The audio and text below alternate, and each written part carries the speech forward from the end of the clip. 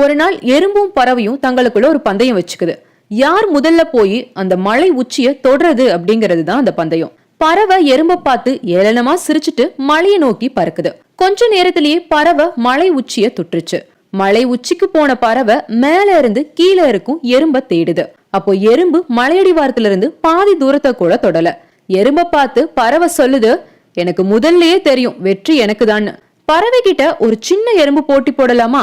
எறும்பு பார்த்து கேலி செய்யுது பறவை. கொஞ்ச நாட்கள் கழிச்சு எறும்போட விடாமுயற்சியால ஒரு நாள் எறும்பு அந்த மலையோட உச்சிக்கு போய் அடையுது. அப்போ அந்த பக்கமா மலைய கடந்து போன பறவை மலை உச்சியில இருக்கும் எறும்ப ஆச்சரியமா பாக்குது. அப்போ பறவைய பார்த்து எறும்பு சொல்லுது, வெற்றி அப்படின்றது எல்லோருக்குமே பொதுவானது.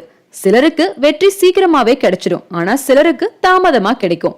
விடாமுயற்சியும் தன்னம்பிக்கையும் இருந்தாலே போதும், வெற்றி ஒரு நாள் எல்லோருக்குமே நிச்சயம்னு சொல்லிச்சான். எறும்பு சொல்றதும் சரிதானே?